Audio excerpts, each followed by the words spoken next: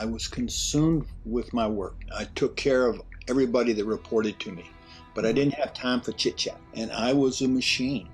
I was kind, I promoted people, but I was never there as a human being.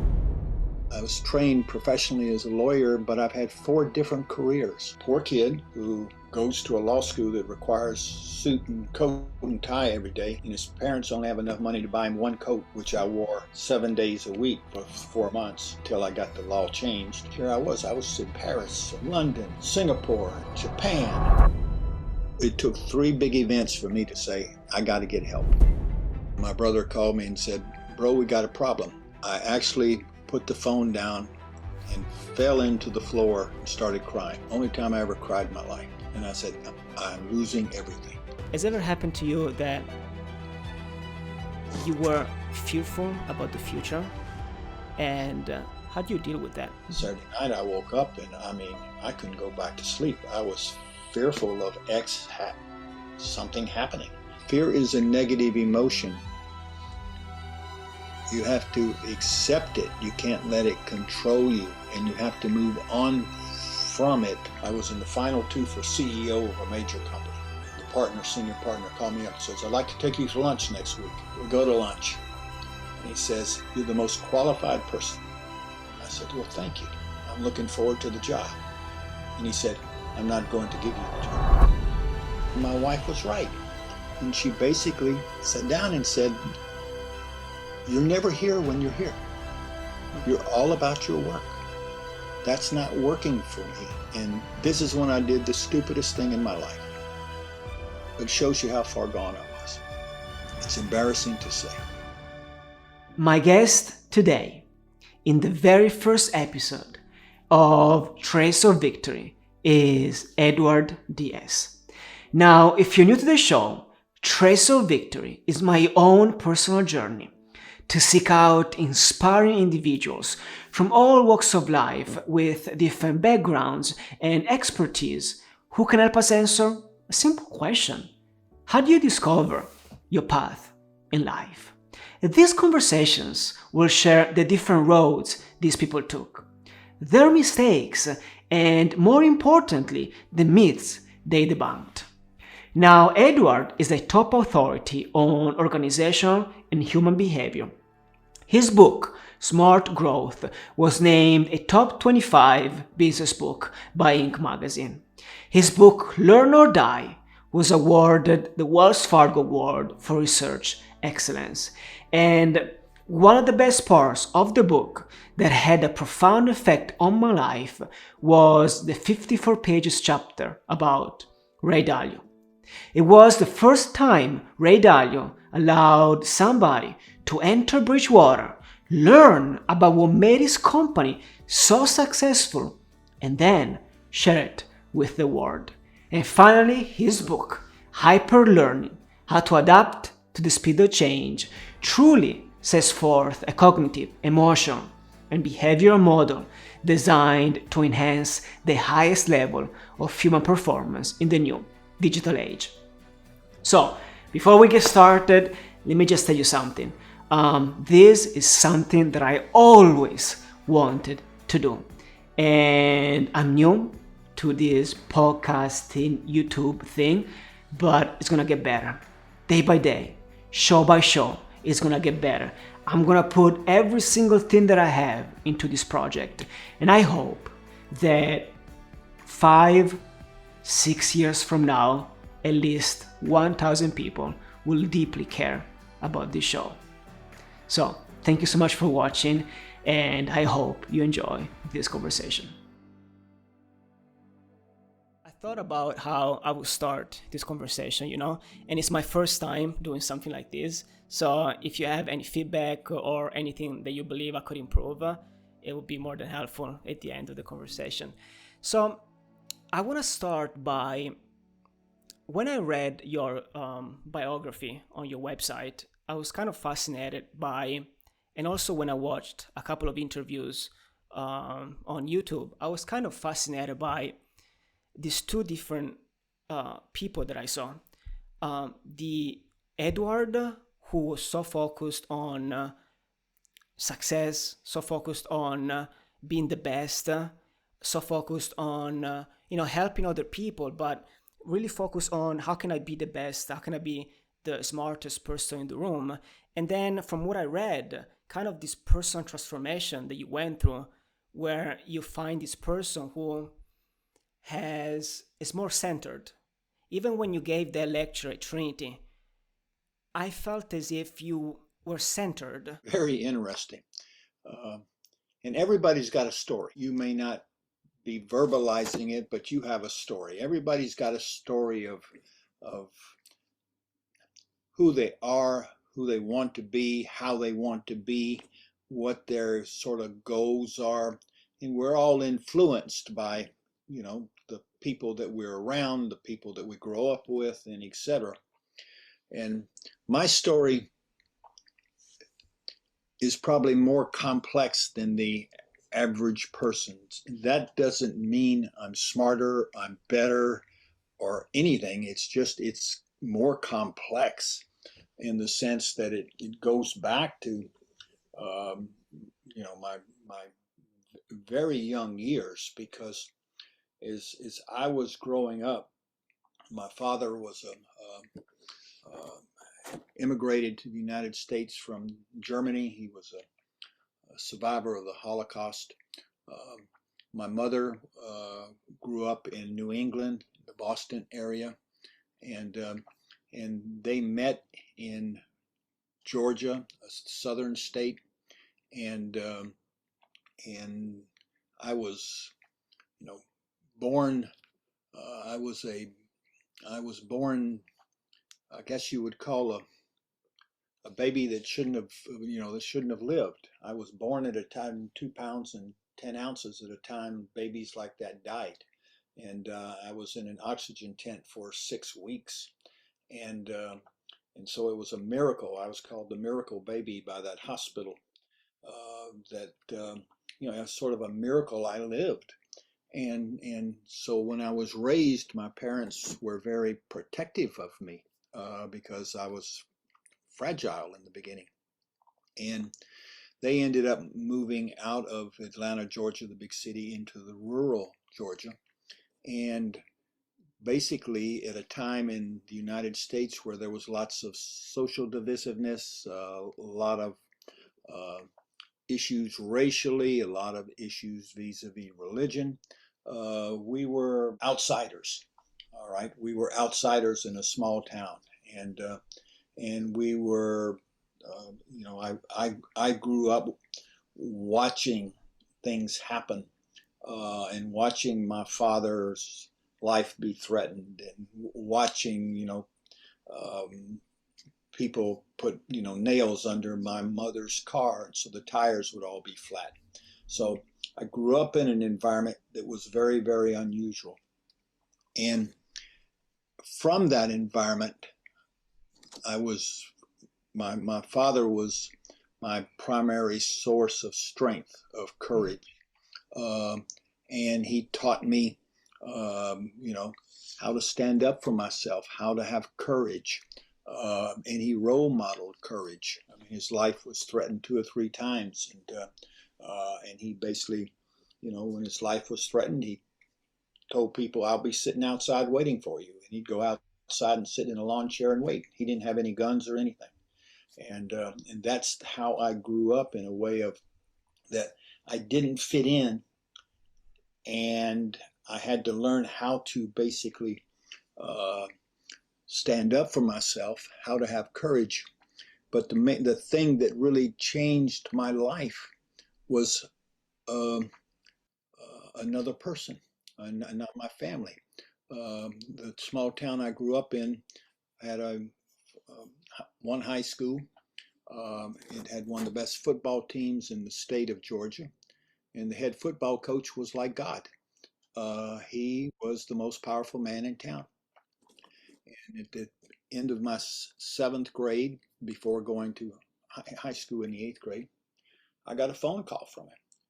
And he said, Ed, he said, "Would you like to become an athletic trainer, the football team?" I said, "Coach, I don't know what an athletic trainer does." He said, "Would you like to do that?" I says, well, I don't know how to tape ankles. He says, I'll teach you. I'll teach you. And I said, well, let me ask my parents. And I called him back. I says, yeah, that sounds like fun, coach. And he says, all right, this is what I want you to do. I want you to come to my house every morning at 7:30 for the next 5 years. And you're going to ride to school in my car. And I will bring you home in the afternoon. So all of a sudden, the most powerful man in that community put his hand over my head and said, he is with me. Leave this family alone. And he not only did that, he taught me how to be an athletic trainer. He got me the opportunity to write my first article when I was in the 12th grade, and it was the first published article by a student athletic trainer in a Coach magazine in the United States.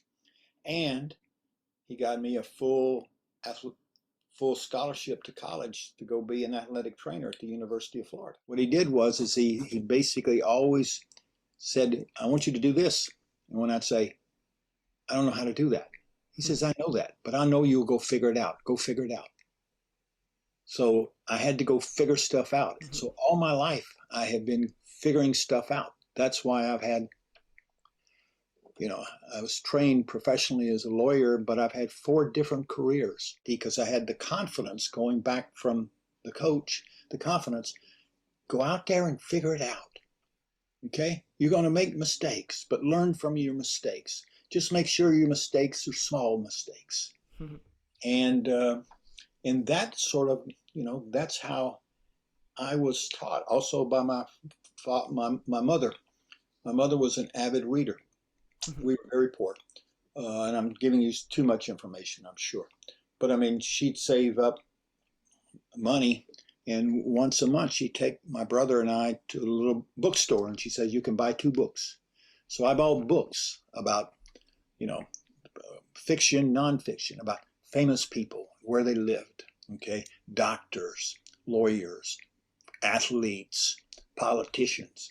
And I'd read, and I'd sit there saying, I wonder if it's possible for me to live in New York or live in Washington. Or is it possible for me to go see and meet people like that? So I also had that opportunity to know there's a big world out there. And the limitations are not, you can go into those worlds and try to learn about them and explore them. So I was curious. I was not afraid of the unknown. I was raised to basically go into the unknown and figure stuff out. And so that's and I'm not saying I'm the brightest bulb in the pack. Okay. It's just that I became who I am because I had angels looking after me. The football coach, his wife, my parents were wonderful. And then when I went on in my life, there's other stories that I could story you to death. But I ended up going to law school, and that decision was made, after everybody had been accepted in law school and there were no openings. So there's been other people in my life that changed my trajectory. I went from going to be a psychologist to going to law school because of Senator Robert Kennedy, meeting him and spending time with him and saying, I want to go be a lawyer. All right. And I went into law, and, I did my law thing, but decided I wanted to do social justice and tried that. And then I said, wait a minute. And then I got the opportunity from another person. This person was a lawyer who trained me. He became the CEO of a global investment banking firm. He calls me out of the blue and says, how about come up and see me in New York tomorrow? I go up and he says, I'd like you to join my senior staff and I want you to be in charge of all IPOs and fundraising and for the company. And I looked at him and I said, I don't know how to do an IRR. I've never been in finance. He says, I know that, but I know you'll learn by Saturday. And so I had these events, major life-changing events, which came to me because other people saw something in me.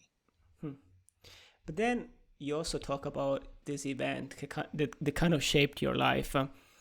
When I read, when you came home and you were Yes. talking to your wife, and she says something like, I don't know, you're not the Ed that I remember, or something like that. Yes. Yes. Yeah. And I think that was an important transition of your life. Can you talk a little bit about that? I was consumed with my work. I was very work focused and get it done. I took care of everybody that reported to me, but I Mm-hmm. didn't have time for chit chat. I never asked the people that worked for me, well, how's your family? Okay, how are the kids? What do y'all want to do? Or where are you going on vacation? I never had time. I was focused on getting the Mm-hmm. deals done, getting the job done, and I was a machine. I was kind. I promoted people. People wanted to go to take courses. I paid for their courses. I even promoted them out of my um, department because they wanted to go somewhere. I took care of my people, but I was never there as a human being. I worked, you know, 15 hours a day. I was flying all over the world. If you think about it, a poor kid from the country who, you know, goes to a law school that requires suit and coat and tie every day, and his parents only have enough money to buy him one coat, which I wore 7 days a week for 4 months until I got the law changed. All right. So if you think about it, here I was in Paris and London and, Singapore and Japan and doing business. It was just Looked great. like a dream come true. Dream come true. But what it was is, but I was a machine. I was I was a kind person, a caring person. I took care of everybody. But my wife was right. And she basically, sat down and said, you're never here when you're here. Hmm. You're all about your work. That's not working for me. It's not working for our daughter. You've got to be, you know. And she says, we have to talk about this. And this is when I did the stupidest thing in my life. But it shows you how far gone I was. It's embarrassing to say. Uh, I said, I was listening to her. We were at the breakfast table. I said, you're exactly right. We need to talk about this. But I'm sorry. I have a very important meeting I need to go to. Can we talk about it tonight when I get home? Wow. And I got up and left. So what did I say by doing that? My work was more important And your than family. my married life. And I got home and there was a note which says, we've moved out. We're going to separate for some months until you can figure out who you are. And that was one of three events which happened in 2 weeks, which that was like a major blow. A week later, my brother and I had we had built and created a new type of business, and basically building a car dealership that was world class with all of everything, and taking cars 2 to 3 years old and reselling them. And it was a precursor to a big company that now exists, which is not our company. And so, I had, so we were in this business. And that's also was part of the problem because I spent some weekends there most of the time. Mm-hmm. And my brother called me and said, bro, we got a problem. There's been $1 million theft Wow. and I need $500,000 from you by the end of the week. And so I actually put the phone down and fell into the floor and started crying. All right. This was in my early 30s. Only time I ever cried in my life. And I said, I'm losing everything. I'm just da da da da. The next week, all right, so I'm just giving you how much it took to make me attend. The next week, I was in the final two for CEO of a major company.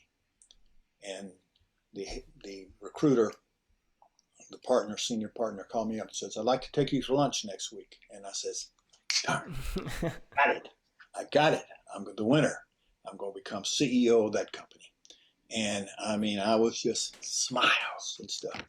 We go to lunch, and he says, "You're the most qualified person." I said, "Well, thank you. I'm looking forward to the job." And he said, "I'm not going to give you the job." He says, "You are the most qualified, but you're never going to be happy. You always want another mountain to climb. You'll stay at this job 2 to 3 years, and you're going to leave my client high and dry." It took 3 big events for me to say, I got to get help. And I did find help from a world class. I called a lot of people I talked to, said, "It's the best executive coach around," and found a woman who she was a doctor and a PhD, Columbia University. She was probably my parents' age. Wonderful person, and she was a psychologist. And she basically said, "I'll listen to your story." And she says, "You're a machine, son. You're not a human being. You're a machine. You're a work machine. You're darn good at it, but you're a machine." And I said, "Can you help me?" She said, "Do you want to be helped? If you want to become a human being, I'll help you." And I looked at her and I said, "Please help me." And so she did. And that was the turning point. And what did you learn about yourself when you went through that process? I learned why I was the way I was, that I was basically trying to make the coach happy, make my parents happy, even make my wife happy, that was the way that's the way I had gotten really I had gotten to where I was because I worked very hard. I thought doing good with other people, and I didn't realize it was okay. They needed more than just my stardom, so to speak. They needed more than just the money. They needed love. They needed caring. They needed time. They needed somebody to be there, really be there. And that sort of, she started me on the process of coming to peace with and having the courage to basically say, okay, you put limits. I want you to basically ask about their families. I want you to take them to lunch and don't talk business. And then let's see what this experiment does. And so I started working hard at, okay, I need to show people I care about them as people, not just as means to an end. And talking about the family, meeting the kids. And all of a sudden, my team's performance went off the charts. And it all sounds sort of fairy tale. It wasn't, I can tell you, it was hard. But it's a journey that I'm still on. And it's a journey of, the journey to best self, working on one's self and taking ownership of one's mind, all right? Taking ownership of one's ego, taking ownership of how one acts and the words you use, and owning, if you will, the being that's inside of you, and learning how to achieve inner peace, and how to manage your mind and manage your ego and manage your body, and own your words and own your behaviors. And that got me into philosophy, real deep into philosophy. Got me reading about the 7 great religions and seeing how everybody brings the same answers to the game, and the overlap is huge.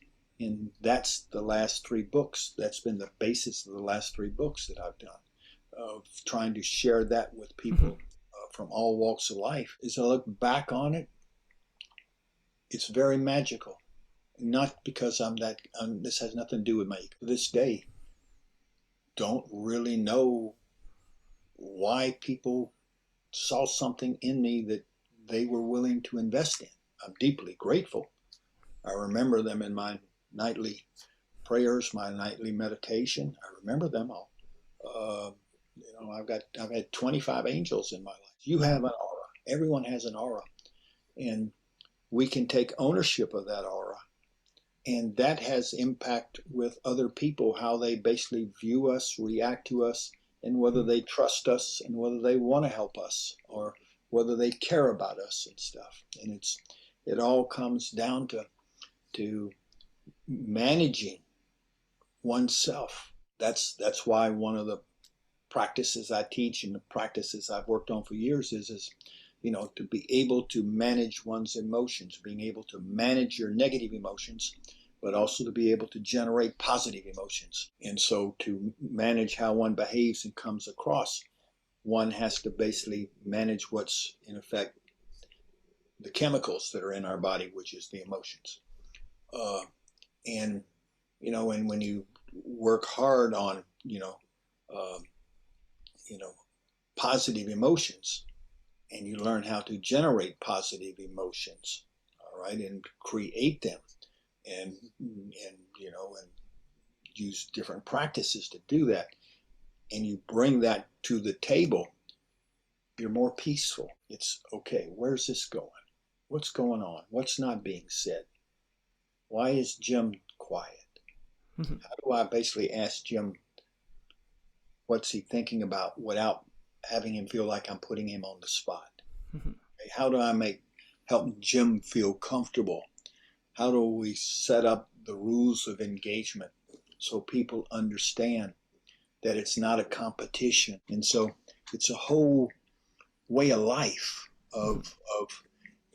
well, what's so fascinating about it, it goes back to the 7 great religions and to the great Eastern and Western philosophies, that all of the learnings that are thousands of years old still apply today. The people that end up having a better chance of having a meaningful life with meaningful work and relationships and happiness are people that have embraced the teachings, historical teachings, Mm-hmm. that have stood the test of time. That's probably one of the things that I still don't understand when it comes to what's a meaningful life, what's meaningful work. I still don't quite understand my own personal definition of meaningful work or meaningful life. What do you think are the keys or the aspects of having a meaningful life and meaningful work? Let's do it this way for a moment. Okay, you want to role play? Yes. Have a conversation?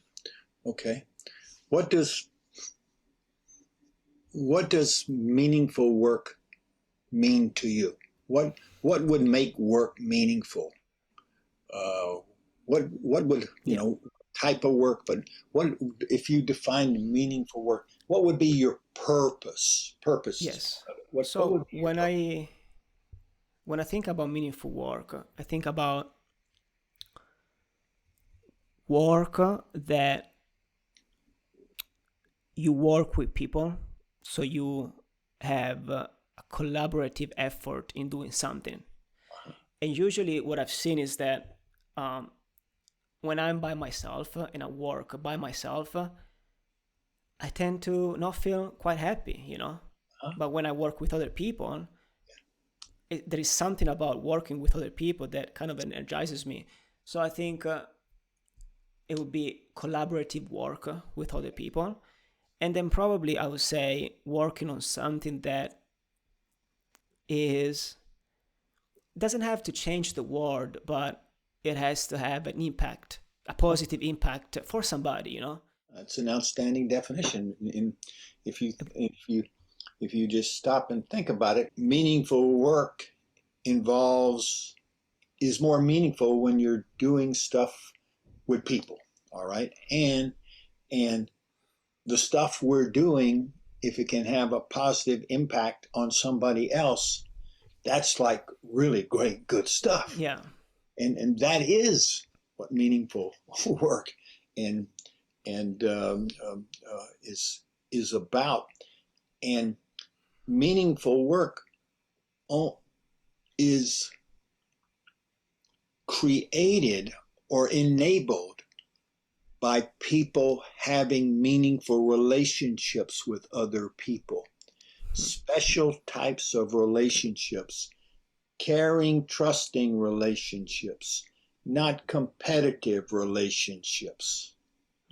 And so when you look at and which brings in emotions, okay?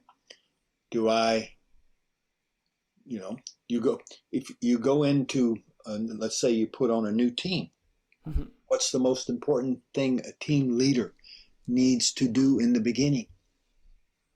Needs to help everybody get to know each other, because the science is overwhelming. Caring, trusting teams outperform competitive teams. Caring, trusting teams means people, I care for you, I trust you. You trust me, I'm not going to hurt you. This is not competition. We're not going to, embarrass each other. We're going to accept who we are, and we're going to play to our strengths and help each other be better. Those are the types of managers, leaders that basically create the environment where the two biggest inhibitors to learning or achieving or creating is ego and fear. Our ego, that we are right, we got to look right, we got to be the one with the best idea, so it's all about, servicing our ego. And then fear of looking bad, fear of not being liked. And you got to basically mitigate ego and fear in order to basically create an environment where it's what I call caring, trusting teams. People open up, and what you find, and so your definition of meaningful work, all right, and really means you're talking about meaningful relationships and about having positive impact. There is no better goal. But then, how do you get that? Because it's so challenging, You do your best when you're interviewing for jobs to ask questions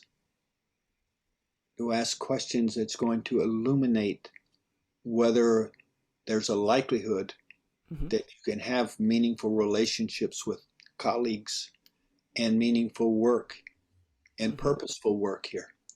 And so it comes down to discovery and asking the right questions. And there's no, when I say right, asking the questions that it sort of will elicit back.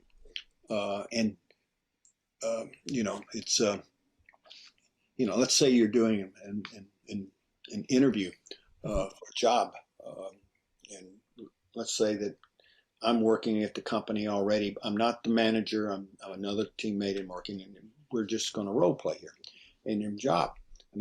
So think about what are some of the questions you would ask Ed about, my manager, who would be your manager. Ed,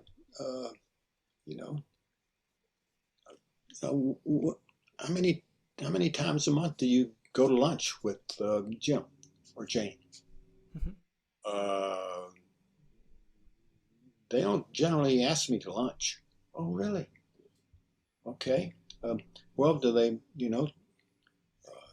ever ask you personal questions about, what your sports or your family or, your vacations? No, we just work hard here. We just work hard here, and so by questioning people, because everybody talks a big game. I care about my people. I'm going to train my people. I'm going to help my people. But a high percentage of people only care about one thing: the bottom line results. Right? They don't care about me or you. And it's figuring out, well, how do I figure out and find those places where it's more likely that this caring, trusting relationships are going to occur. And generally speaking, when you're interviewing, you'll want to interview people that are sort of peers, and you will ask questions, and many times it's what's not said which gives you the information you know.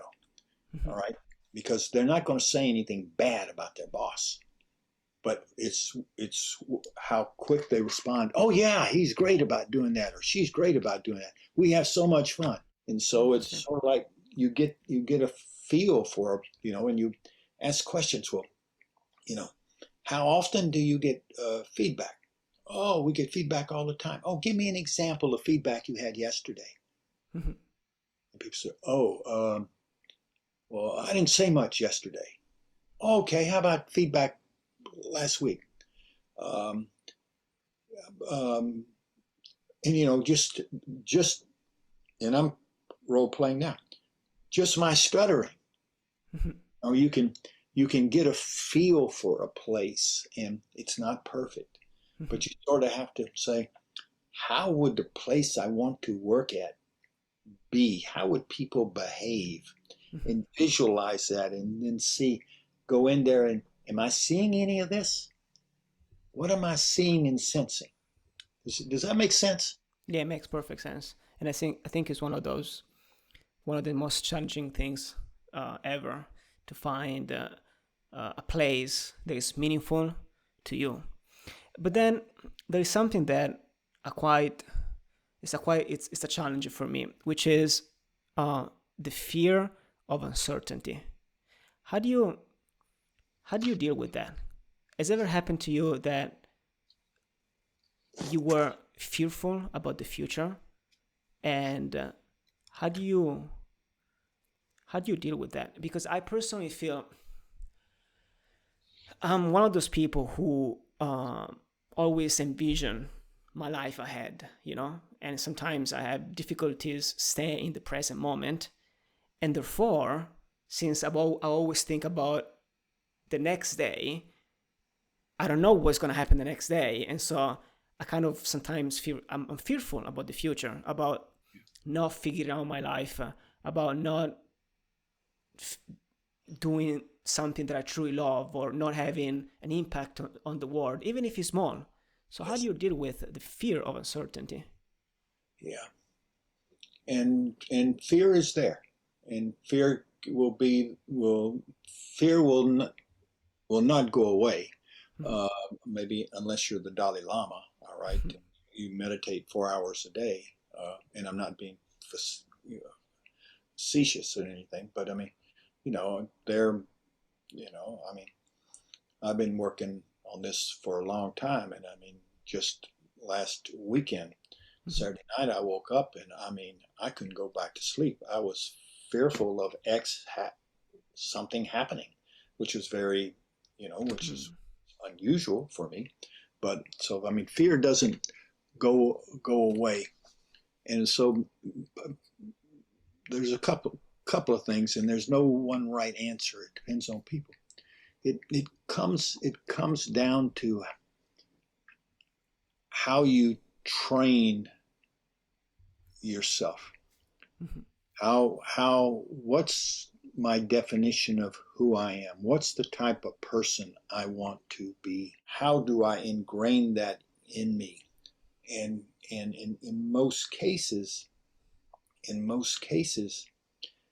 part of that definition is understanding that so much of life is uncertain, and and all we can control is what's going on in our mind, our ego, our body, our emotions, our behaviors, our words. So long as I'm doing a good job in controlling them. And so how do I control my fear? A couple of ways. You ask yourself, where's this coming from? Mm-hmm. Where's this coming from? There's always going to be uncertainty, but uncertainty is also opportunity. All right. Am I fearful of looking bad? Fearful of being fired? Fearful of, when my wife and I had separated, I was very fearful of her divorcing me. So I was, I said, I got to change who I am. Mm-hmm. So, something like that. But so many times, fear is a negative emotion, You have to accept it. You can't let it control you, and you have to move on from it unless you're talking about something physical. Your health's at stake, your life's at stake. Someone's pointing a gun at you. I'm not talking about that. But just the fear that comes up, that just shows up in our mind. Wow, I may get fired, or this is not working. I'm going to be in trouble. I'm not getting to where I want. It's listening to that fear and then having a conversation with it and saying, wait a minute, you don't have any data. Mm-hmm. You're just feeling something. And I'm looking at my past, and I haven't done anything in the past that ever generated the real bad thing or whatever, or I've made mistakes and I've learned. And you try to control the fear, and there's practices to control the fear. Deep breathing practices, meditation practices, but also, if you will, having a conversation with the fear. It's telling the fear, this is who I really am. Okay, I'm not who you or think I am, Mm-hmm. and I'm going to be me. And so it's and it all sort of sounds a little soft. You got to take ownership of the fear. The fear doesn't own you. You own the fear. Mm-hmm. And you have those conversations with yourself. You also, read some of the practices. How do you manage negative emotions? One area people say you basically get above yourself. Make believe you jumped onto the ceiling and you're looking down at yourself. All right. There's other ways that and each person picks their way that they deal with it, and you can control it. Would it go away forever? No, Mm-hmm. because it's always sort of part of us. But it comes back to who owns you. Mm-hmm. Who owns you? Who owns what's going on in your mind? Who owns your words? Mm-hmm. Who owns your behaviors? It's an interesting concept. And you find that really happy people do the work to take ownership of self. Happy people do the homework to take ownership of themselves. And so you see, if you talk with very successful, happy people, a large percent of them have daily practices. Okay, and that they do things each day to bring themselves to the right state of being to go out into the world. Whether it's 30 minutes in the morning, an hour in the morning, or time here, but they do daily practices that helps them manage mindfulness meditation, all right, loving kindness meditation, deep breathing exercises, gratitude exercises. Every night giving gratitude to the people that helped you that day, or and writing gratitude notes to people, or saying the next day, going in and just saying, hey, thank you so much for helping me yesterday. I really appreciate it. Sharing back gratitude. All of that is a positive statement and an acceptance of the fact that I don't know everything. No person can achieve their greatness by themselves. That's so true. And so it's that self-work, but it's also having that essence, that being that people feel comfortable with you, and you can have conversations that are, it can be difficult conversations, they can be courageous conversations, they can be exploratory conversations. Let's go into the unknown and figure this out. Mm-hmm. Do you remember learning how to ride a bicycle? When you rode a bicycle, more than likely this is what happened. Okay, someone held the bicycle and helped you on, and you started pedaling and you fell over. Mm-hmm. Right?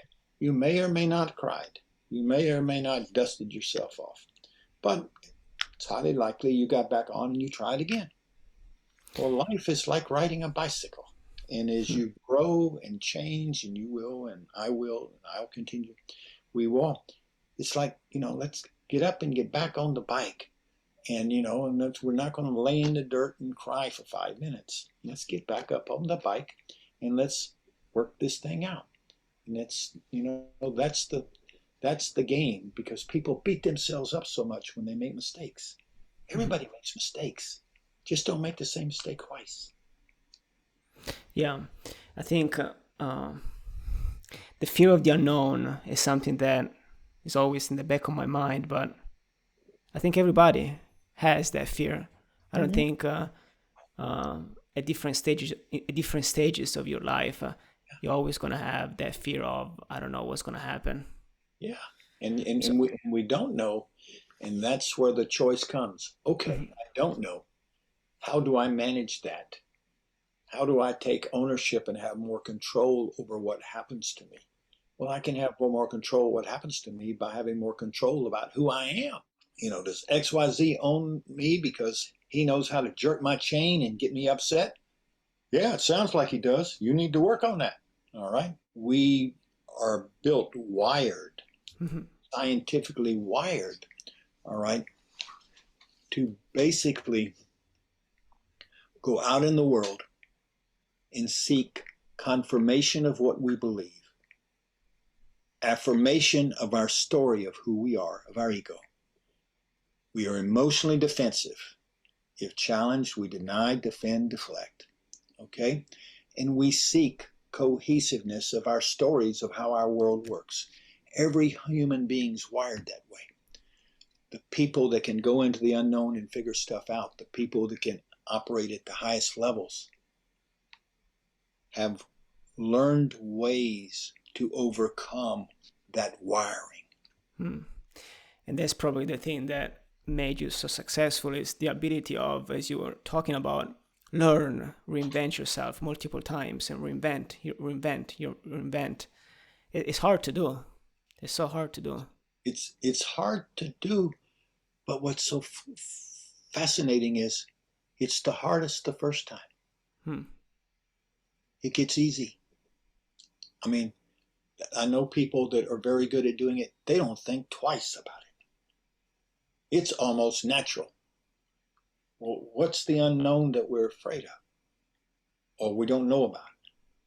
Okay, because some people don't even want to use the word afraid. Well, we don't know. Okay, well, how do we go explore that? Let's be explorers. All of a sudden, you have teams that say, I want to be an explorer. Okay, let's go explore. Here's the ground rules. We can't do this because that would basically hurt somebody, or we can't do that because that would, blow up the company. But let's have some ground rules. Let's go explore. And okay, what are the tools to go explore? Okay, well, what do we think is the result that we're looking for? Oh, okay, this is what we want to end up. Okay, well, what must be true for that to happen? Oh, better make that list. Now, what's the second list? What if true makes that not happen? Oh, okay.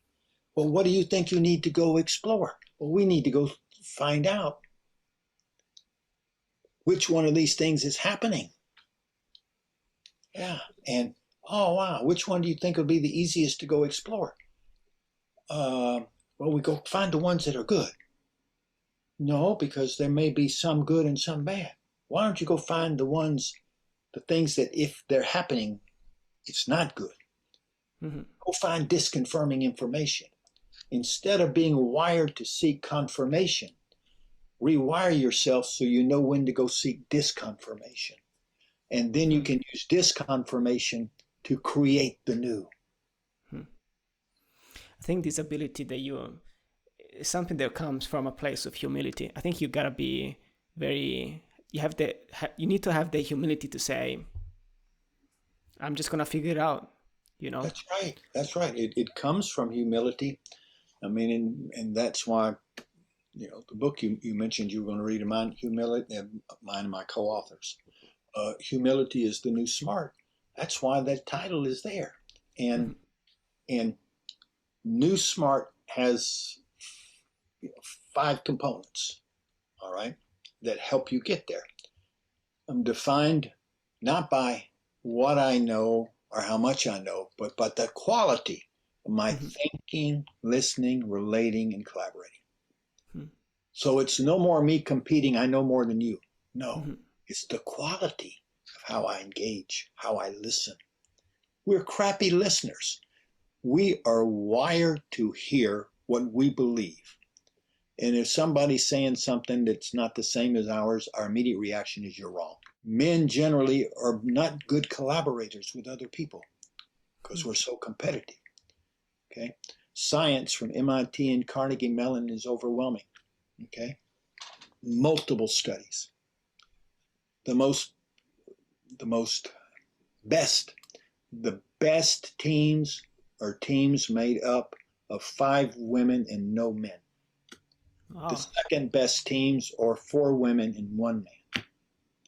The third best teams is 3 women and 2 men, because women are wired differently than us. They're wired more like I want to be and you want to be. Meaningful relationships, listening to people, caring, trusting, getting to the right answer, not ego. All right. Now there are women that have big egos, and there's men that don't. Okay, it's not all or nothing. But if you go back to the new SMART, so I'm defined not by what I know or how much I know, but the quality of my thinking, listening, relating, and collaborating. So what does that mean? I got to work on my quality.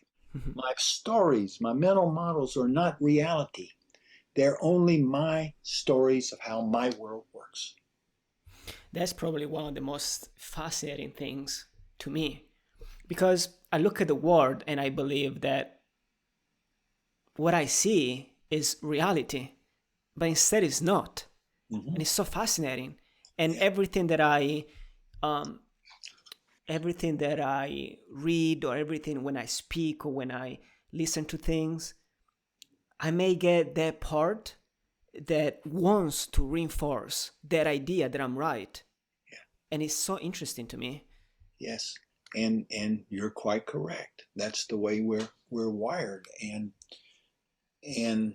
the key is coming to if you look at the science, about less than 1% of the stimuli that's coming into my brain now and going into your brain now, less than 1% is processed. We only process what we expect or what we already know.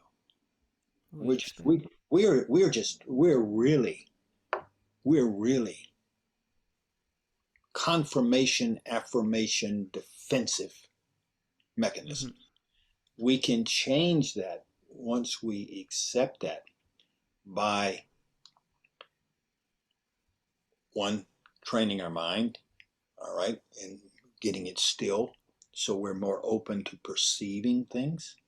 Okay. If you ask people that are really, really good at exploring, figuring out the unknown, creating things, they have reached the state which they're very quiet inside and just let things come. And then they don't rush to judgment. They let it sort of sit. And all of a sudden, the highest order of thinking is emergent thinking. When you get the body right and the mind right and everything, and you give things time to come, your subconscious goes to work. And that's where the ideas, aha, what about this? And the other part of New Smart, besides my mental models and everything, I'm not my ideas. I must decouple my ideas, not my values, from my ego. Don't define yourself by what you think you know. Define yourself by how you be, how you act, how you behave, right? How you communicate. I must be open-minded and treat my beliefs as hypotheses to be constantly tested and retested, subject to modification by better data.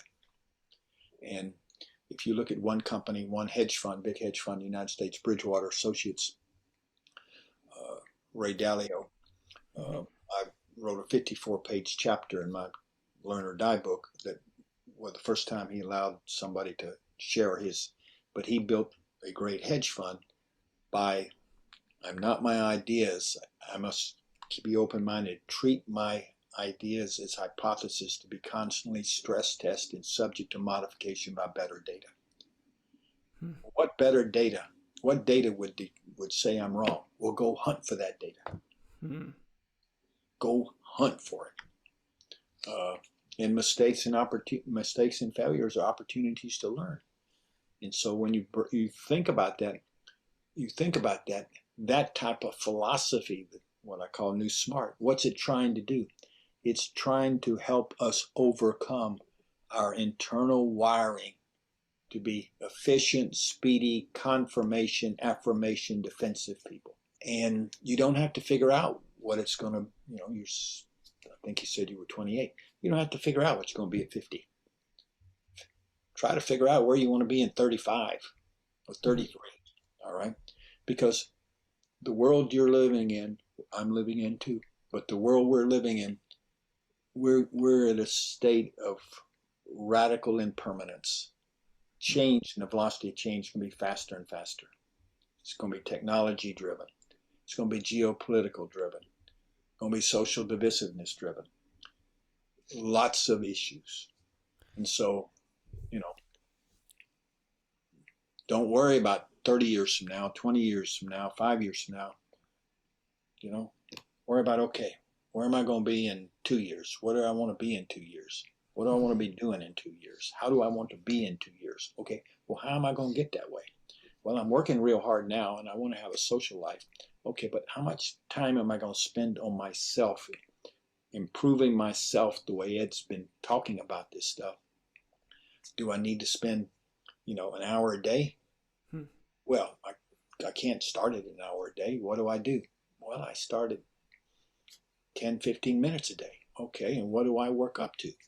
Well, you definitely work up to an hour. Okay, and then am I done? No, because you find really good people, work on themselves 2 hours a day. Well, that may be 15, 20 years from now. But the fact is that, you sort of have a plan that how am I going to start my process so that I have a better chance of having meaningful work, which means meaningful work relationships and happiness, meaningful life, over my life. So, okay, what am I going to do for the next year? And maybe just go year by year, every January 1st. Here are my personal improvement goals for this year. Grade yourself every day, and your goals will change. When you say work on yourself, what are some things that you recommend doing? I know that you do your daily intention in the morning. Yeah. And I think it's very important. Is there anything else that you say, do these 3 things every day? Yeah. I'll tell you what's worked for me and what also the science shows works for most everybody that does it. Okay, so this has nothing to do with me. I'm no great big star or nothing. I'm just very fortunate to have the opportunity to learn about this stuff. Meditation, mindfulness meditation, deep breathing exercises, gratitude meditation. If you started with daily intentions, which is defining how you want to be that day in very granular, words, all right, and hold yourself accountable. You start meditation, people starting meditation, you start with mindfulness meditation, you work on it, try to do it 5 minutes a day. You don't get frustrated. I mean, the first time I did it, I quit, and that was wrong. I got frustrated. But you get up to the point, and it'll take you, it could take you, let's just say a year. You get up to 20 minutes a day. That's the base sort of minimum you need. And then you do gratitude practice. Okay. Thank yous, who you're going to thank today, who you're going to, send a card to, who are, How are you going to practice gratitude?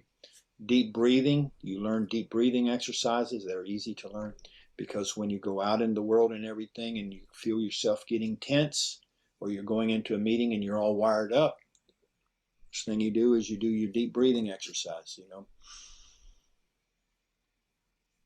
Breathe in, counting to 5. Breathe out, counting to 5. And do that 3-4 times. And all of a sudden you feel more relaxed. Body's more still. If not, do a few more. Okay. Anytime you feel fear, or you feel your ego getting you, or you feel my pulse is going so, my heart's pumping. I'm in this, go. Deep breathing, and that can takes 2 or 3 minutes. You can do that all through the day, but that helps quiet everything down so that you're more open-minded. You start out small. I mean, I remember when I started out meditating, it was hard, because what did you do when you try to be quiet and your mind starts talking? And the purpose of meditation is to train your mind not to think, but to be quiet. Something comes along, you just say, breathe in, breathe out, breathe in, let it go. And the science is overwhelming. There's so much science on this now, from Stanford and Wisconsin and Mass General and Harvard. I was watching an interview with Ray Dalio, and he's a big advocate of meditation, mindful meditation. Yes. Yeah. Yeah. And so, is it? I guess. So I don't take so much of your time today. I wanna. Any of it making any sense? It makes perfect sense. And I love having these conversations because it makes me realize like how much work I have to do on myself, to become a better version of myself in the future.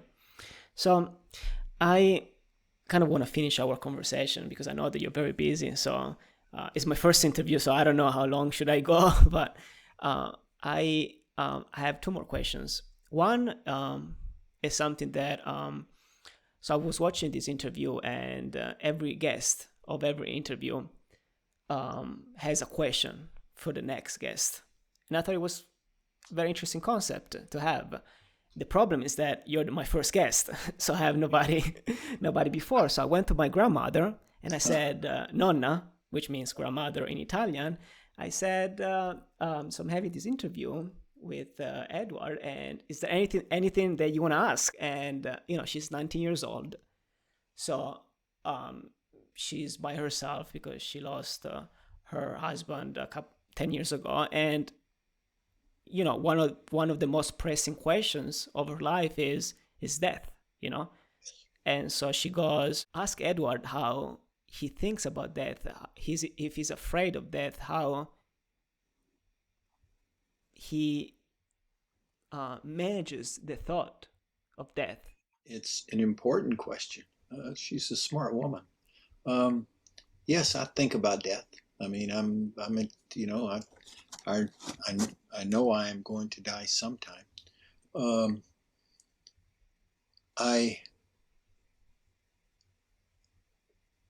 have created a story for myself, in the sense that believing that that when I die, yes, I will be gone, but there's the chance that I'll see my football coach, or I'll feel his spirit. I'll be wherever my mother and father are. I will be with them. I'll be with the coach. I'll be with this. And so, I've told myself a little story. It is the physical end, but we have no idea whether there's a different end. And so, it'll be what it will be. And for me, I spend time saying to myself, prepare yourself for when this comes, because you want to leave in a manner that does not cause a lot of pain for other people.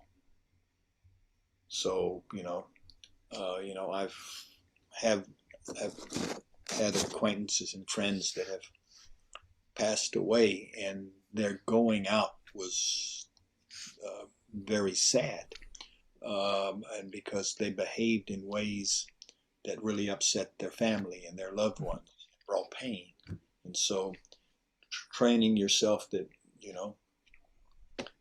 creating, okay, how do I want to go out? And so that's what I'm working on, and how do I, and visualizing how I actually want to be in those last moments or last days, so that I leave positive with the world and not negative or fear with the world.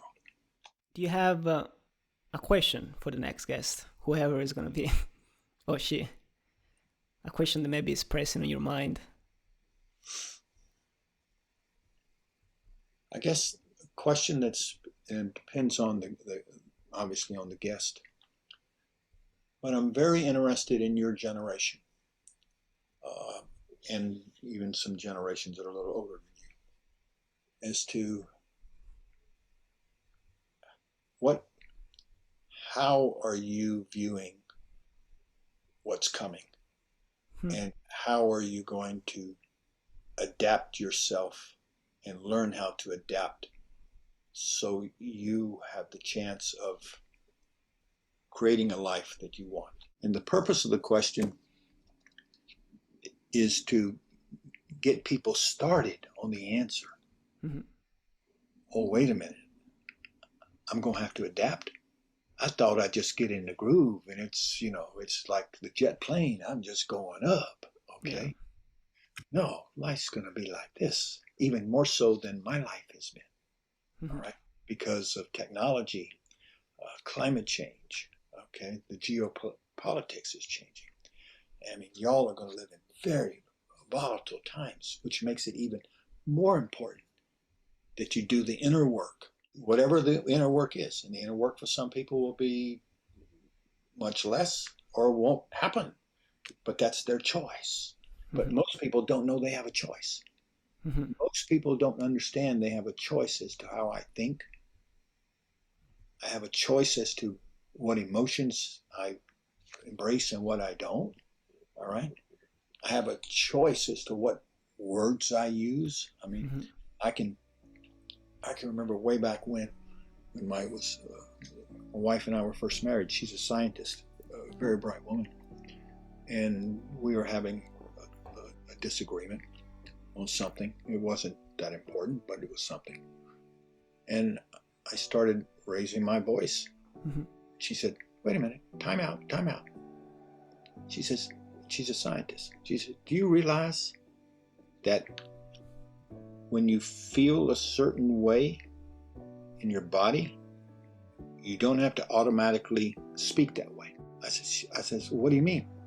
She says, "You can stop and think or take a deep breath and then determine what words you want to use, instead of just letting it happen automatically." I said, "I didn't know that." She says, "I know. That's why I'm telling you. And you need to learn it